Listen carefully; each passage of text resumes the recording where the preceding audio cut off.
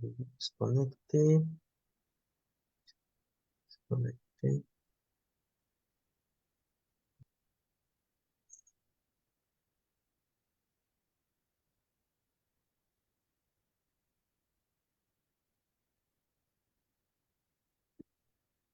Ujú.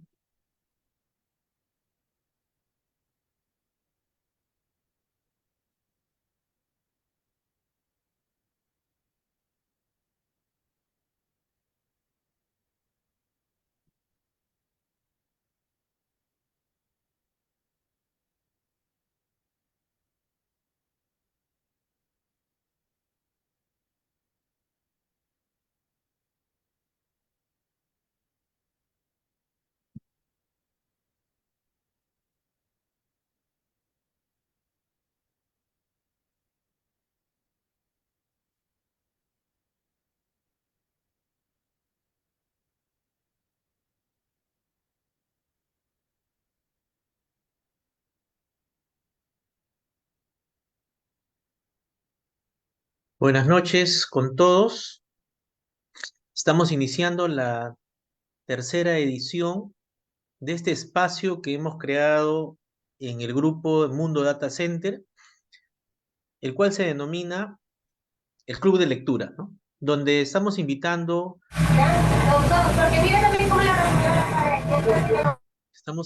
ahí se filtró un sonido, estamos invitando a expertos de la región para que nos compartan sus experiencias sobre la aplicación de los estándares y mejores prácticas en la implementación de centros de datos.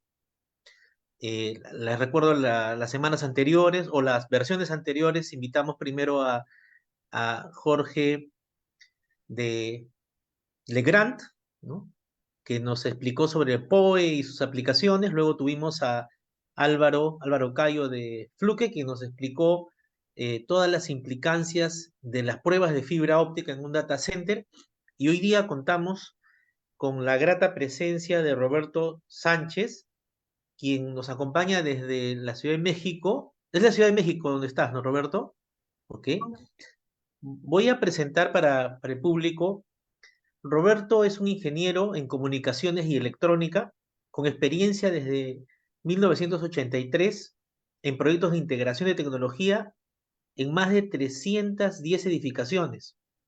Actualmente es consultor en diseño y supervisión y comisionamiento de edificios comerciales e industriales de misión crítica. Ha colaborado en organizaciones públicas y privadas como integrador, contratista, distribuidor, fabricante y la última década también como consultor.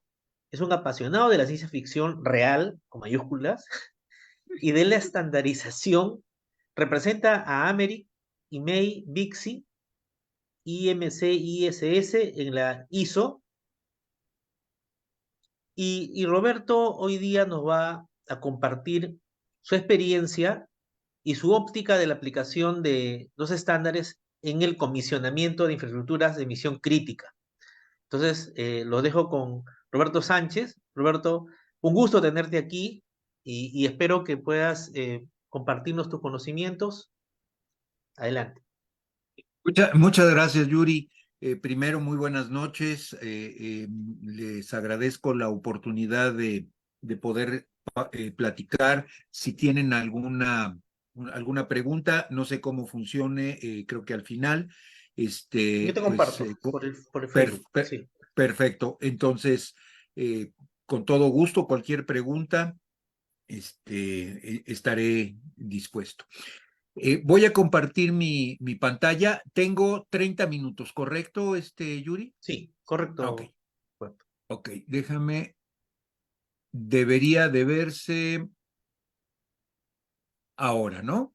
Sí, es correcto. Perfecto. Em, Cuando hablamos de centros de datos y el boom que estamos sintiendo en el año 2020, desde el año 2022 a este final del 2023 y lo que sigue, tenemos que pensar qué es por qué ocurrió. Eh, Supongo que muchos de ustedes aún están haciendo trabajo tanto, yo le digo everywhere office, ¿no? En cualquier lugar, también en casa. Yo, si ustedes ven aquí atrás, estoy en casa, yo trabajo, pues les diré que el 90% de mi tiempo, 85% de mi tiempo en casa y 15% en campo. Y esto no lo hacía yo sino hasta el 2016, 2015, 2016 y todos los 25, 28 años anteriores, pues yo me tenía que trasladar y siempre les digo que como tuve una época de integrador, contratista, subcontratista de cableado estructurado, pues teníamos que hacer el cableado estructurado como se pintan las casas, a domicilio. Entonces teníamos que salir y ir al lugar donde el cliente estaba. Y de repente llegó este virus y nos guardó en nuestras casas y nos alejó de las oficinas, de muchos lugares de trabajo, algunos no, ¿verdad? Las fábricas, las minas, pues obviamente no, pero sí a muchos de nosotros nos alejó de esos centros de trabajo. ¿Qué es lo que quiero decir? Quiero decir que gracias a este bicho se exponenció un cambio en el tercer decenio de la forma de hacer, de vivir, de lograr simplemente el de tener nuestro día a día. Y es entonces esa pandemia que nos llevó al Everywhere Office. Pero también en esos momentos del 2018-19 empezamos a tener eh, esos conceptos del Big Data porque estábamos logrando ya eh, recolectar información, datos, bits, bytes, en esa gran cantidad y realizar análisis de datos. Uno de mis hijos es analista de datos. Él nunca quiso estudiar ingeniería, ¿verdad? Como un servidor. Y entonces me decía, no, yo nunca, no quiero, no me gusta. Bueno, hoy trabaja con computadoras y hace análisis de datos. Y ese tema nos llevó también a encontrar eh, que de repente la ciencia ficción de los drones, pero sobre todo de los robots, y si no, revisen ustedes los últimos robots de Boston Scientifics, logren las cosas que antes era increíble que ocurrieran. En nuestro país, en México, por la pues por la guerra económica comercial que existe entre China y los Estados Unidos y posteriormente la guerra en Europa de Ucrania y Rusia y hace unas semanas lo que está pasando en la Franja de Gaza. Eh, las grandes entidades económicas se están moviendo a estar más cerca de los lugares donde se hacen los consumos. Y entonces la fabricación de los satisfactores se está moviendo más y más. En nuestro caso, se le ha llamado el nearshoring y muchísimas empresas de Asia están llegando desde hace 12, 13 meses a México y tenemos una serie de retos ahí al respecto. Pero también en otros lugares del mundo, lo que se llama el friendshoring, y es tratar de llevar esa manufactura de bienes lo más cercano a los puntos de consumo. También ocurría en un principio, me refiero 2019, 2020, todo el tema de la industria 4.0, las ciudades sustentables, inteligentes, digitalizadas, los vehículos autónomos y eléctricos. Y eso nos ha llevado entonces a una transformación digital de la sociedad toda, de los negocios e inclusive del gobierno. Y si eso no fuera poco, hace 11 meses nos despertamos en algún momento de enero de este mismo año con el tema de ChatGPT la inteligencia artificial. Y me preguntaría quiénes de los que estamos ahorita reunidos no ha intentado trabajar con ChatGPT. Así es que esos disparadores de la transformación digital de la sociedad y de los negocios no solamente es tecnología, no solamente son contratos inteligentes, no es solamente las experiencias inmersivas, no son los digital twins, ¿no? Los gemelos digitales, sino todo eso. Y eso que estaba visto hacia el 2030, de repente ha ocurrido en el 2023. Pero una parte que tampoco esperábamos con esta fuerza este mismo año es el concepto de ambiente, sustentabilidad y gobernabilidad, lo que se llama el ESG. Y esto ocurre por los acuerdos de París en el 2015, donde los países firmantes se comprometieron, nos comprometimos en diferentes rubros a hacer, entre muchas cosas, reportes de sustentabilidad que en algunos países son voluntarios y en otros, a partir del 1 de enero del 2024, se vuelven obligatorios. Es el caso de los Estados Unidos, cuando el día 17 de octubre, hace menos de un mes, el Senado del Estado de California, ¿y por qué es tan importante? Porque es la cuarta economía del mundo, ha liberado dos, lo que les llaman ellos bill, ¿no? Senate Bill, la 253 y la 261, ambas obligando a las empresas que hacen negocio en el estado de California, que es todo el mundo, a que si llega dinero de California a sus ingresos, tengan que hacer reportes obligatorios de sustentabilidad. Esto es bastante grave para muchísimos de nosotros alrededor del mundo. También lo que es la comisión, el Stock and Exchange Commission, hará en este mismo otoño, ¿cómo se llama? En este mismo otoño, antes de que termine noviembre probablemente, la emisión de lo que se llama Climate Related Disclosures y que tendrán, serán una buena parte voluntaria, pero también se volverán obligatorios. Donde no se pueden hacer hacia ningún lado son las empresas que están basadas en la Unión Europea, porque existe una directiva obligatoria a partir del primer día del año que viene para entregar lo que se llama el Corporate Sustainability Report Directive. Y aquí cualquier empresa que gane, si no estoy mal, 500 millones de euros hacia arriba, tendrá la responsabilidad de hacer esos reportes necesariamente. Y si por eso no fuera poco, existe una directiva específica para centros de datos, Energy Efficiency Directive, estos en la Unión Europea.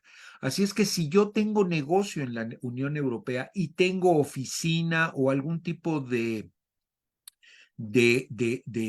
representación allá, me vuelvo sujeto obligado a reportar mi plan de sustentabilidad y mis avances constantemente durante el año.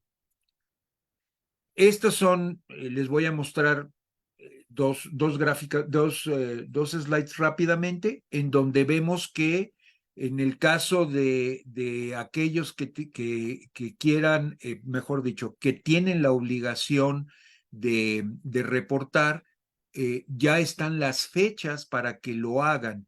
Para el año fiscal 2023, esto es en el caso de la Unión Europea, tienen que empezarlo a hacer en el 2024.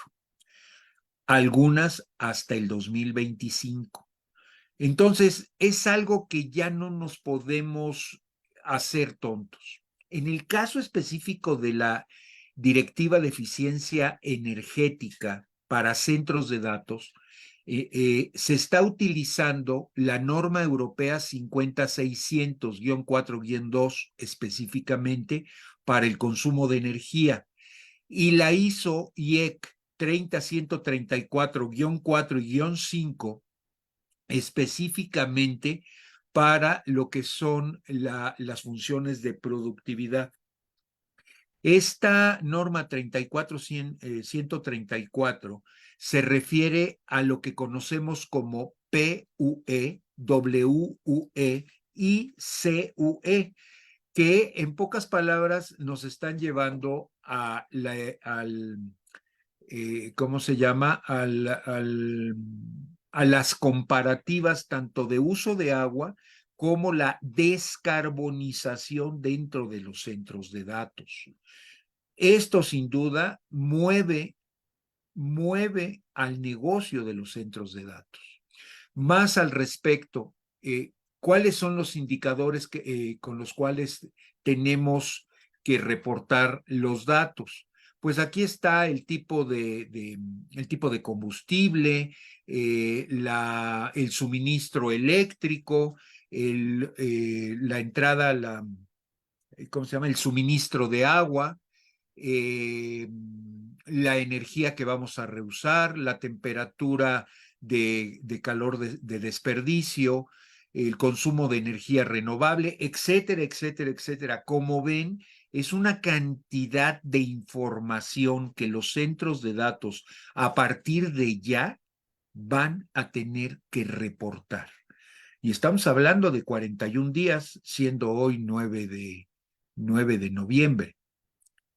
Así es que pensar en nuestro país, en cada uno de nuestros países, esta gráfica de la Asociación Mexicana del Edificio Inteligente y de BOMA, el capítulo México, muestra los sistemas de los edificios de alto desempeño. Estoy pasando en estos dos temas, edificios comerciales, de oficinas, habitacionales, principalmente comerciales de oficinas, y de emisión crítica, porque son los que directamente estarán sujetos a estos reportes. Así es que tenemos los sistemas de instalaciones en los edificios de alto desempeño, acústico, de fluidos, incluyendo obviamente agua, la arquitectura, ingeniería civil, automatización, climatización, energía, iluminación, residuos y desperdicios, protección civil, que sería salvaguarda, protección contra incendio, seguridad, transporte interno, elevadores, montacargas, bandas sin fin, y transporte de tecnología de la información. ¿Por qué? Porque el consumidor, quien ocupa esos edificios, lo que está buscando inicialmente es la continuidad del negocio y ahora la sustentabilidad y la eficiencia energética, con base al ambiente, a la sociedad, a la gobernabilidad. Lo que hasta antes de este año hablábamos de governance, responsibility y compliance, pues ahora, perdón, risk and compliance, ahora se vuelve un tema integral. La industria de la edificación tiene firmas de arquitectura e ingeniería, obviamente desarrolladores inmobiliarios, administradores de proyecto, agentes de comisionamiento, compañías constructoras, general contractors, que también se les llama, fabricantes de materiales, distribuidores de esos mismos, y los contratistas y o subcontratistas. Y luego tenemos una serie de referencias de organizaciones en nuestro país, están todas estas de la derecha, está ASRA, está VIXI, está NFPA, UL, ALAS y ASIS, y algunas otras que son nacionales como Americo, Ambrasi o la misma IMEI.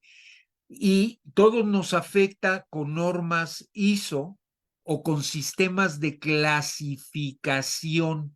Ustedes verán por ahí LEED, que probablemente es usado allá en su país, o BREEAM, o Uptime Institute, tal vez, ¿no? y que son utilizadas no solamente en centros de datos, sino también en edificios comerciales. En nuestro país hemos desarrollado estas normas mexicanas, son estándares realmente, no son regulaciones técnicas que acá les llamamos normas oficiales mexicanas, sino estándares que se les conoce y que tienen la nomenclatura NMX. Tenemos de proyecto de edificación e infraestructura, tenemos de modelos de información para la edificación, tenemos de administración de proyecto y de comisionamiento y que afectan a una que es la de centros de datos y comunicaciones. Entiendo yo que en su país han adoptado otros estándares para el uso de centros de datos. Aquí tenemos una comparativa, en nuestro caso, de cuáles son las normas o estándares que reconocemos y los programas de clasificación.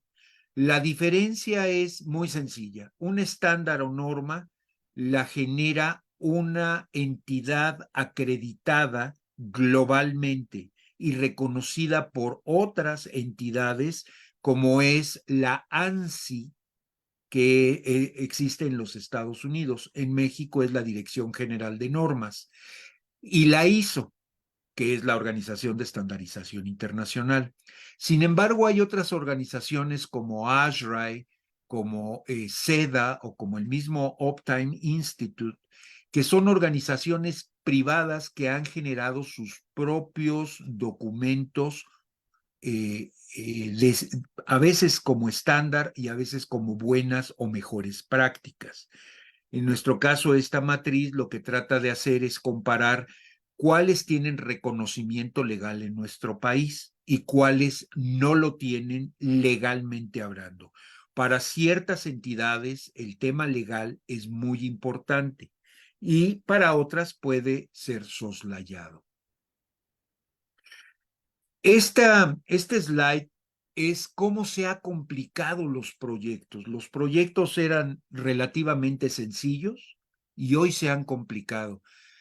Ah, les puedo decir que hace muchos años yo podía llegar, por ejemplo, con Yuri, que tiene una posición dentro de una institución bancaria, y ya fuera porque me llamara o porque yo llamara por teléfono y me dijera, oye, sí, sí me interesa que me hagas un proyecto de cableado estructurado, le enviaba yo una propuesta técnica, una propuesta económica, me comparaba con algunos otros proveedores y generalmente hace 30 años él tomaba la decisión, ¿no? A lo mejor le avisaba al área de compras. Hoy eso es imposible. Todos los proyectos se han vuelto tan complejos en donde tenemos un dueño del proyecto, internamente tiene un área de operación y mantenimiento, tiene consultores, obviamente una autoridad, y cuando va a desarrollar un proyecto contrata a un administrador de proyecto o asigna internamente a alguien con la capacidad de administrar el proyecto. Verán ustedes ahí también una figura que dice ACX, que es el agente de comisionamiento. Vamos a platicar un poquito más un momento más. Y tenemos el área de supervisión cuando ya estamos en la etapa constructiva. Hoy se ha dividido las etapas de un proyecto en un equipo de diseño, y estoy hablando específicamente de edificios y obviamente de centros de datos, en donde tú tienes a un coordinador del equipo de diseño y a diferentes diseñadores especialistas, ingenieros especialistas en arquitectura, ingeniería civil, automatización, energía eléctrica, climatización o enfriamiento, seguridad, salvaguarda, y todos los sistemas que podamos tener dentro del edificio y específicamente en un centro de datos. Tenemos posteriormente un equipo de construcción y ese equipo de construcción puede tener un contratista general o subcontratar a todos y cada uno de los contratistas especializados, también llamados subcontratistas. todo esto lleva a una red de responsabilidades, a una matriz de responsabilidades muy compleja. Es por eso que es necesario tener un proyecto ejecutivo que responda a, a la edificación que queramos construir. No es sencillo, definitivamente, toma tiempo, sin duda alguna, y el recurso talento, gente que tome cada una de estas posiciones es muy importante. Perdón. Entonces, el tema del comisionamiento, ya casi para terminar, es algo muy sencillo, pero a la vez muy importante. El comisionamiento es un proceso de calidad, de aseguramiento de calidad y de control de la calidad, desde la etapa de diseño, pasando por la etapa de construcción, hasta el momento que se le entrega al dueño o en una fase que se llama entrega-recepción, aceptación por el dueño de el proyecto ejecutivo, o lo que los americanos definen como construction documents.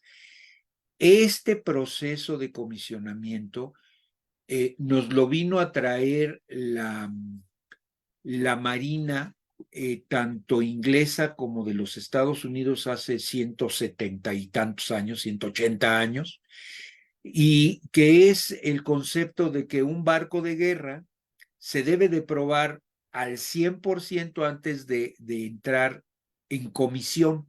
Por eso se le llama comisionamiento. De hecho, hay un pendón que se iza entonces en el palo mayor. Hoy pues hay una torre en los barcos, ¿verdad? Hay un mástil en los barcos, que se iza cuando es comisionado el propio barco. Esta tradición se sigue en la Marina de los Estados Unidos y en la inglesa, y en algunas otras también se ha tomado, en el caso de la Marina Mexicana también.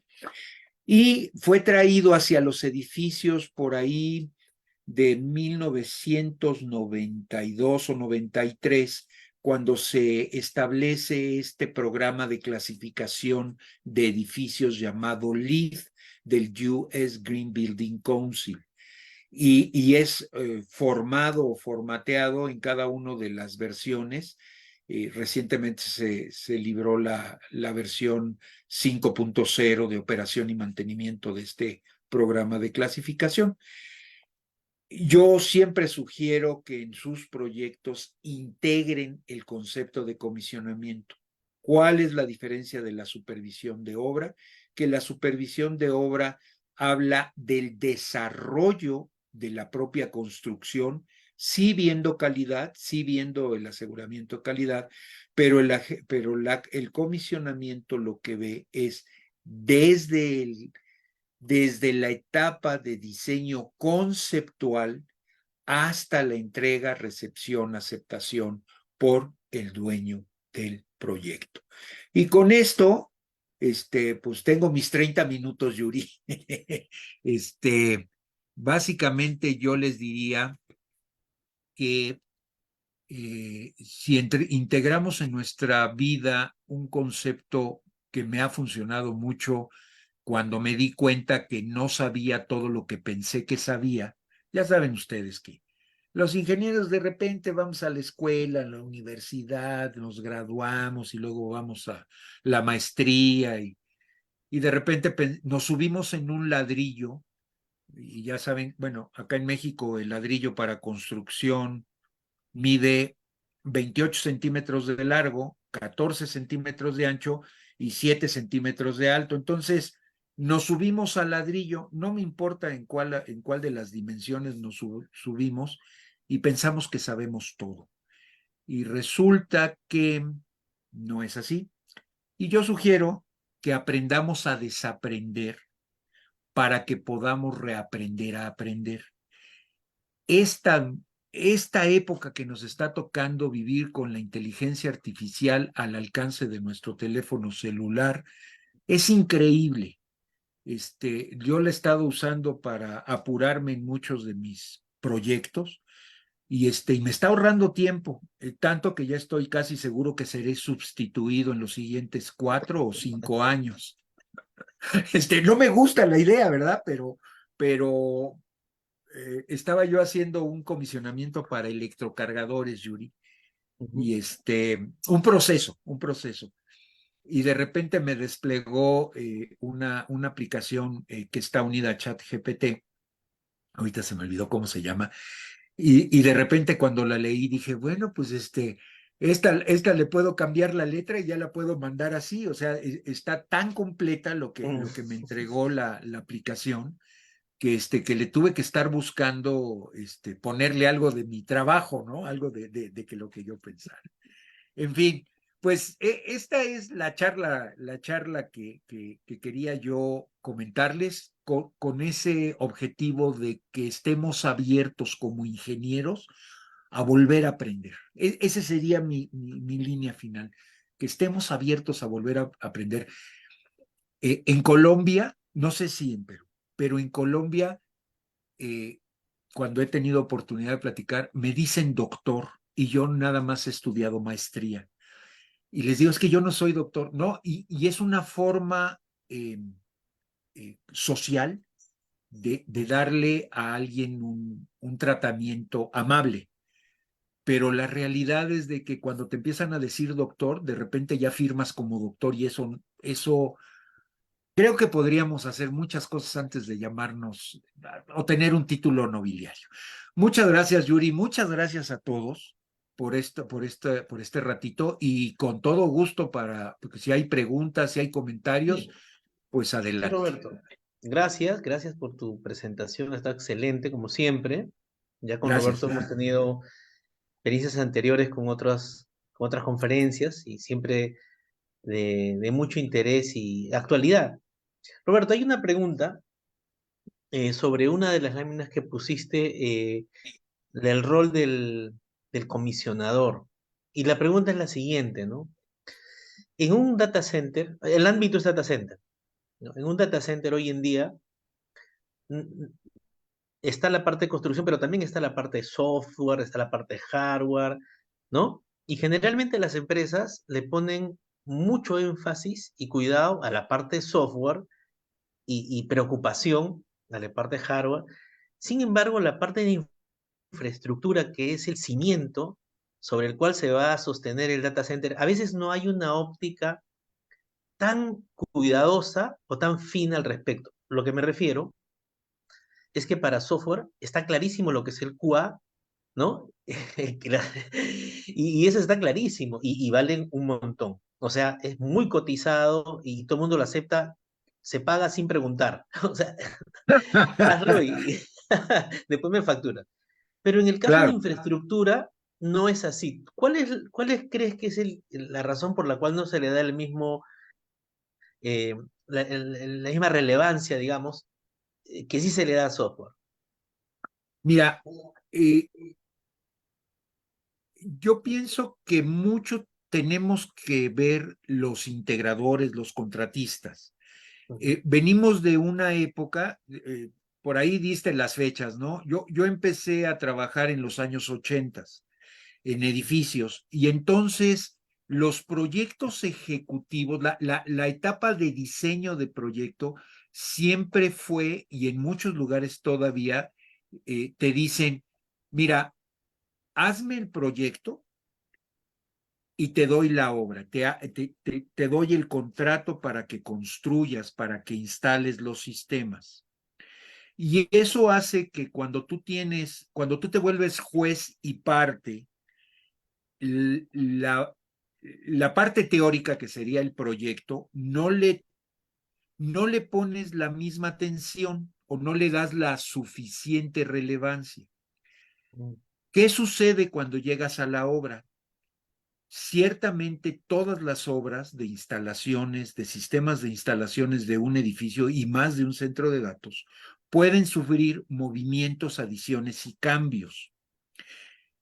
Pero el tema es que tú como constructor, como instalador, hay diferentes tipos de contrato, ¿no?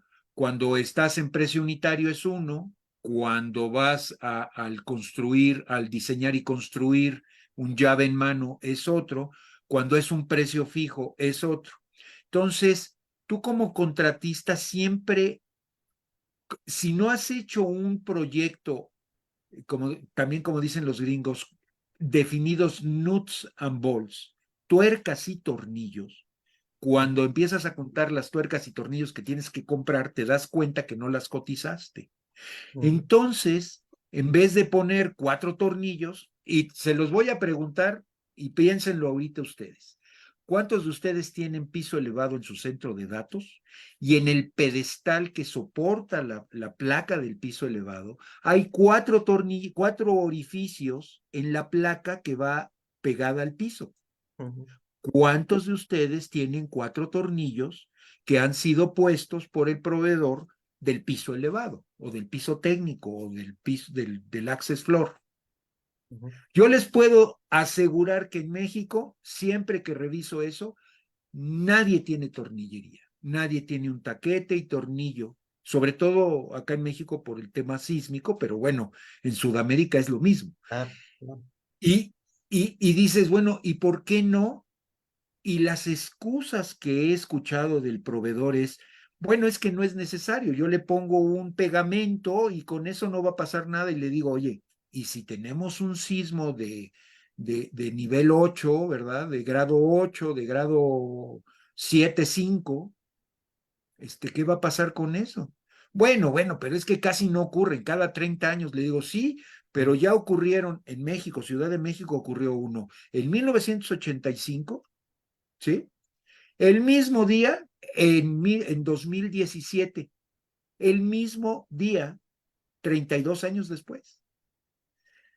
Y dices, cuál es la probabilidad? Pues no sé cuál sea la probabilidad, pero pasó en el mismo día, ¿sí? En fecha. Wow. 19 de septiembre de 1985 y 19 de septiembre del 2017. Entonces, ¿cuál es la probabilidad de que vuelva a ocurrir un sismo en ese sentido? ¿Qué quiero decir? Que el proyecto ejecutivo debería de ser claro. Regreso al comisionamiento. La idea del comisionamiento es asegurar la calidad desde que tú dices vamos a hacer un centro de datos. ¿Por qué no se quiere pagar? Porque muchas veces, al menos acá en México, se confunde con la supervisión de la obra, de la etapa de construcción. Y el comisionamiento todavía entra a la operación y mantenimiento porque termina, entre comillas, cuando tú como institución, como dueño del proyecto, hace el handover, toma la operación del centro de datos y se va solo, pero tú ya aseguraste que si se va el suministro de energía eléctrica, cuando regrese todo va a seguir funcionando como debe y que no va a haber interrupción. Eh, Normalmente el costo de un comisionamiento va entre el 3 y el 5% del valor total de un centro de datos. Así es que si un centro de datos puede tener 4, 6, 10, 20 millones de dólares o como los hiperescalar 400 millones de dólares, saquen sus cuentas. Esa sería, desde mi punto de vista, por qué es la reticencia de utilizar el comisionamiento. Claro, y Roberto, en la línea de lo que comentas, los beneficios de hacerlo se van a notar cuando sucedan los eventos extremos, ¿no? Con los cuales a veces no queremos reconocer que es probable que ocurran, ¿no? Una falla de un sistema, algo mal dimensionado en el sistema eléctrico, en el sistema mecánico o algo que falle, la manera más oportuna de identificarlo es cuando estás en la etapa de diseño o construcción, que tienes el sistema controlado, digamos, ¿no? Y no en la operación donde los Y, riesgos son mayores.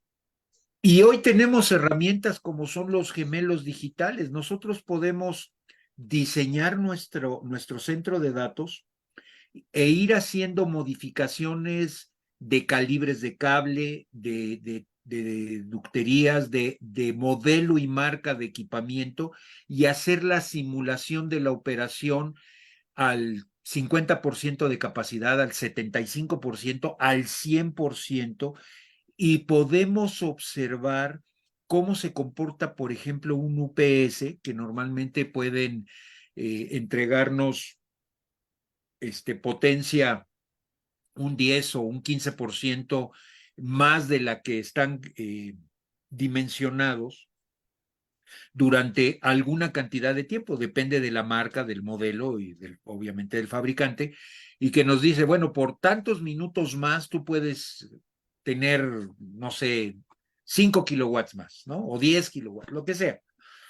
Y tú puedes modelarlo sin necesidad de tener toda la instalación hecha y estresarlo en ese sentido. O sea, hoy sí lo podemos hacer con modelos, con modelos tridimensionales y con gemelos digitales. Ahora, el comisionamiento tiene que confirmar físicamente que Ujú, lo que se diseñó realmente lo puede hacer. Mira, tenemos ahorita un tema con los electrocargadores. Y piensa tú, fíjate, son 100 electrocargadores que cada uno entrega 7 kilowatts, 7 kilowatts, 100 electrocargadores para 100 camionetas de reparto, 100 camiones de reparto, que quiere decir que ya hiciste los números, una instalación de 800 kilowatts. Bueno, de hecho son 900 kilowatts porque en México por la altura tenemos que derratear ajá, las capacidades, ¿no? Entonces, sí. 900 kilowatts. Pues, ¿qué no se parece a un centro de datos? Mm. Es misión crítica. Bueno, acá el diseño no contempló un UPS y nuestra suministradora tiene fallas. La realidad es que tiene fallas, tiene interrupciones. Cuando eso ocurre y no tenemos un UPS, los electrocargadores, como todo buen equipo electrónico, se protege y cuando se quiere reiniciar, puede o no reiniciarse. Pero si tú tienes 100 camiones que mañana están cargándose en la noche, que mañana tienen que salir a repartir producto, si hay 10 o 20 camiones que no cargaron, pues ya tienes un problema de facturación Claro. grave, grave. O sea, no es sencillo, es grave. ¿Cómo podría haberse previsto eso? Pues preguntar qué tan importante eran las camionetas de reparto. Digo, es lógico, para mí es lógico, ¿no? Las camionetas de reparto pues llevan el producto al lugar. Entonces es una parte de la cadena de suministro súper importante.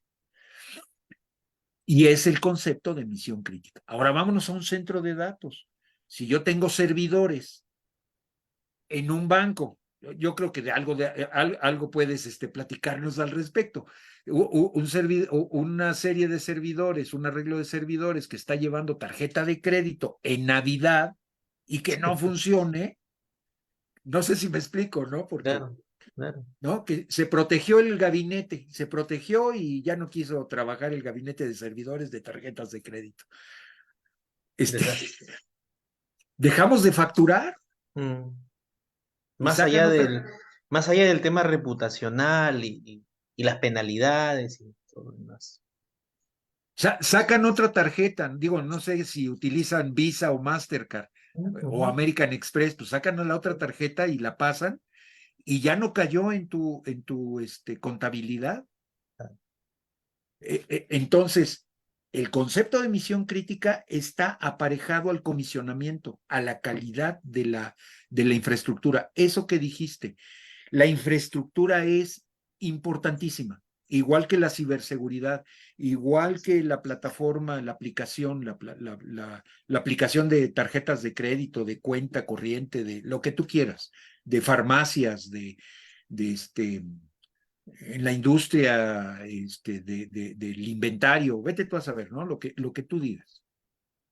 Sí. Roberto, una última pregunta. Hay muchos en el Perú, hay a nivel de data centers, se da una competencia sana, creo yo, entre entidades que certifican.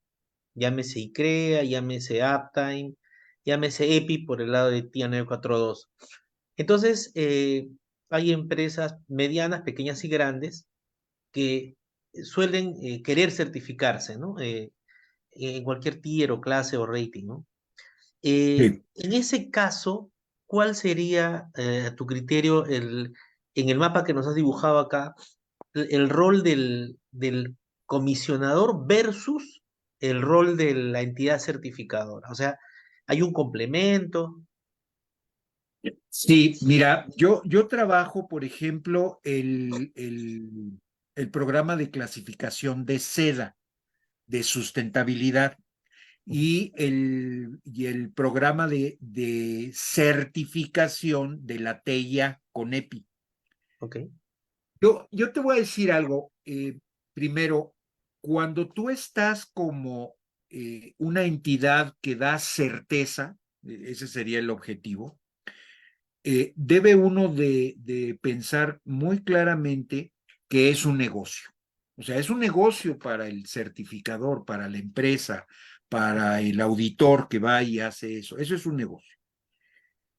Eh, entonces, elegir uno u otro programa, yo como cliente, como usuario final, como operador del centro de datos, como dueño del centro de datos, debo de tener muy claro qué es lo que quiero lograr. Y mira, a todos les he dicho, a ver, si tú me certificas, pensando yo como cliente, quiere decir que tengo un seguro o fianza contigo. Quiere decir que si yo soy rated 3 o soy nivel 2 o si soy lo que tú quieras, como le quieras Ajá. llamar en cada uno de los programas. Quiere decir que si falla uno de los componentes que tú me certificaste y tengo una interrupción que me costó $100,000 o $300,000, yo tengo un seguro que me va a resarcir una parte de eso. Y todos me han dicho, ¿qué crees? No. Claro. O sea, no hay borracho, acá tenemos un dicho, ¿no? No hay borracho que coma lumbre. ¿Por qué? Porque la certificación es una fotografía de un momento dado de una instalación a las 7 de la mañana o 4 de la tarde del 20 de diciembre o del 25 de julio, no sé. En ese momento la edificación, los sistemas estaban trabajando con base o conforme al cumplimiento del documento estándar o mejor práctica. Hay que recordar que algunas, como Optime, solamente ven el tema electromecánico y Ajá. otras, como la TIA, ven todo lo que ves ahorita en la matriz Ok. o la ISO, ¿sí? Entonces, yo como dueño del proyecto, como dueño del centro de datos o el operador, si lo que quiero es tener reputación en el medio, tengo que elegir la que mejor marketing tenga en mi país. Hoy día los centros de datos, sobre todo los colocación, los hostings, los grandes clouds y demás, pues están en todo el mundo. Si tú te das cuenta, un Equinix, un OData, un Ascenti, ¿quién más? Un AWS, Ujú. no se certifican, Ujú. no se certifican. Un Equinix trae 230, 240 hiperescalas de 100 megawatts. Bueno, el más chiquito de 30 megawatts y los más grandes de 300 megawatts. O sea, es un mundo. Es, Ah, es, o sea, la verdad es que sí impresiona. ¿Qué sí. quiero decir? Que han desarrollado una técnica interna, una metodología interna, en donde a base de ensayo y error, ya saben que no deben de repetir en el siguiente centro de datos, las lecciones aprendidas del Claro. comisionamiento. Para otros dueños de centros de datos, probablemente tengan uno y en el mejor de los casos dos, uno que replique, un espejo. Ajá. Y a lo mejor mandan el espejo a un colocación o a un hosteo. Entonces, este, también es parte de sentirse seguro. Claro. Te lo voy a poner así.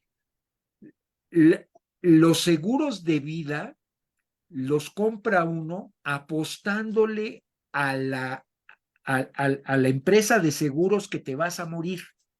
Y ellos apuestan que no te vas a morir antes de los 70 años, cuando ya dejan de venderte el seguro. Y tú Compras les dices, tranquilidad. yo me voy a Pagas morir. pagas por tranquilidad, digamos, ¿no? Eh, Pues sí es tranquilidad, pero cuando les dices, oye, y la contraparte, ¿me vas a pagar si falla lo que me certificaste y te dicen que no? Pues entonces yo ya no estoy tranquilo. No, no sé si me estoy dando a explicar, ¿no? Sí, sí, sí. Eh, yo pienso que los hiperescalas lo están haciendo bien en ese sentido. Ajá. Lo hacen internamente y algunos, por ejemplo, Iron Mountain, sí hacen certificación, me parece con TEIA, me parece, no estoy seguro. Se lo voy a preguntar. Voy a tener un webinar el día 15. Ya me estoy haciendo, ¿cómo se llama? Publicidad. Y va a estar gente de Iron Mountain. Entonces, le voy a preguntar, oye, ¿y tú por qué te certificas? Va a estar José Bacalvo de EPI, ¿y tú por qué Epi. te certificaste con este cuate, no? Porque yo, de veras, les digo, vamos, si compro un seguro, me queda claro que si choco, si tengo un accidente en automóvil o tengo una fractura en un brazo, pues tengo un seguro de gastos médicos y me va a cubrir una cantidad en el hospital. Pero en este caso, me certifico para sentirme seguro, sentirme cómodo, pero si ocurriera, de todos modos me va a señalar mi organización, ¿por qué no lo viste? ¿Por qué no lo pensaste? ¿Por qué no lo previste? No sé, ahí yo me pongo a pensar, perdón, pero a veces soy políticamente muy incorrecto. No, definitivamente las empresas que tienen hiperescala tienen mucha experiencia interna también, ¿no? Muchas lecciones aprendidas de dónde ir mejor, la mejora continua, la mejora continua. Eso es Sí. eso. Bueno, Roberto, te agradezco. Ha sido muy valiosa, la verdad, muy enriquecedora tu participación. Eh, Esta es tu casa cuando quieras compartirnos alguna novedad. Ahora, como tú mencionabas, la inteligencia artificial, son desafíos que se nos presentan y veo que le estás enfocando muy bien con esto del reaprender y con ChatGPT. Bueno, hay que seguir adelante y bien, seguir difundiendo pues las buenas prácticas y las mejores prácticas, ¿no? Sí, definitivamente aprender, vamos, si ustedes, todos ustedes se comparan con sus buenos amigos de la escuela secundaria o de la escuela preparatoria de segunda, tercera enseñanza, inclusive de la universidad que no hayan estudiado ingeniería, computación, electromecánica, mecatrónica, etcétera, y se comparan con esos amigos en alguna reunión, en un asado, en alguna comida de generación de la universidad, y platican con un abogado, con un licenciado, lo que ustedes quieran, se van a dar cuenta que la gente de su misma edad, de su misma generación, sobre todo pasando los 50, son bastante muy lentos para querer para querer desaprender lo que han vivido y qué bueno que han hecho su modo de vida como profesionales. En cambio, nosotros que estamos, que en la mañana nos amanecemos con algo nuevo y en la noche eso nuevo ya es más nuevo, ya hay algo todavía tecnológicamente superior. Para nosotros, y digo, yo, imagínense, nací a la mitad del siglo pasado, casi la mitad. Es impresionante cómo lo aceptamos, no quiero decir que lo aprendamos porque es muy difícil aprender todo, pero lo aceptamos y lo analizamos y lo evaluamos y decimos, ¿me sirve o no me sirve? En cambio, los demás de nuestra generación y que hacen otras cosas son reacios, reluctantes a desaprender y a reaprender.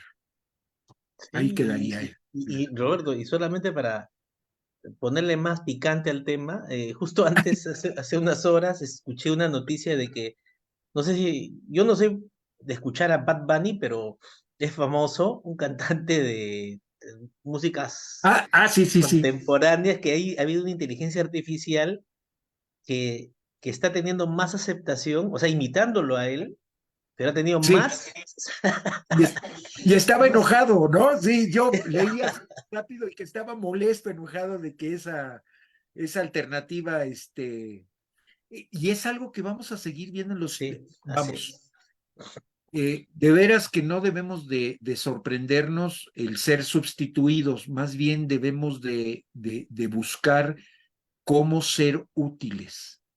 Y como ingenieros, híjole, de veras me preocupa. Eh, Leía yo de inteligencia artificial, arquitectura, alguien que le decía a una china, a una arquitecta china, oye, acabo de ver un desarrollo de un hospital con digital twins, inteligencia artificial, y dice, oye, está muy bueno tu modelo, ojalá va a ser muy interesante cuando se construya. Y se volteó la china y le dice, el edificio ya está construido y lo hicimos con inteligencia artificial. O sea, ella acepta pues que hay algo que le ayuda a su trabajo, en este momento le ayuda, Ujú. y ya, y hay otra, digo, nada más para que tengamos cuidado, vamos, que lo observemos más que cuidado, y que decía, ¿qué va a suceder cuando tengamos no, ¿cómo se le llama? No humanos con dispositivos mecatrónicos, lo que sería un Ah, cyborg, ajá, ajá. sino biocomputadoras. Esto es una computadora que tenga funciones biológicas como el humano. Son dos cosas diferentes. Una cosa es que yo pierda un brazo Claro. o lo que anda haciendo Musk de implantar un chip. Y la otra es que haya una computadora que tenga temas biológicos como humano. Y la pregunta era, ¿tendría derechos humanos esa biocomputadora? Y yo me quedé, eso lo leí hace, no sé, como un mes. Y dije, híjole, qué bueno que no me va a tocar verlo. Pero quién sabe, igual y me toca. Todo En avanza fin, tan acelerado que sin duda. todo es posible. Bueno, Pues muchísimas gracias, Yuri. Te agradezco muchísimo esta hora con ustedes. La gracias a ti. tecnología nos permite estar a 5,000, 6,000 kilómetros, de forma virtual. Eso es algo riquísimo, algo impensable. La primera vez que hablé en un teléfono celular fue en 1982 en una montaña de Suecia con un maletín de aquellos grandes que utilizábamos en los años 80 para ir al trabajo, ¿no? Del Ajá. mismo tamaño, tamaño oficio, ¿no? Y un auricular normal con su cablecito. Y yo decía, y le decía yo a mi mamá, que tuve oportunidad de hablar con ella, le digo, no vas a creer que estoy a la mitad de un cerro y te estoy hablando por teléfono que le dicen teléfono celular. De ese día, 1982, 40 años después, 2023, he visto tantas cosas y espero seguirlas viendo que, que los invito a que sigan aprendiendo. Tan, tan. Muchas gracias, Yuri. Muchas gracias, Roberto. Hasta la Muchas gracias próxima. a todos. Que pasen excelente noche y por ahí nos veremos. Ok, muchas gracias. Hasta Hasta luego. pronto.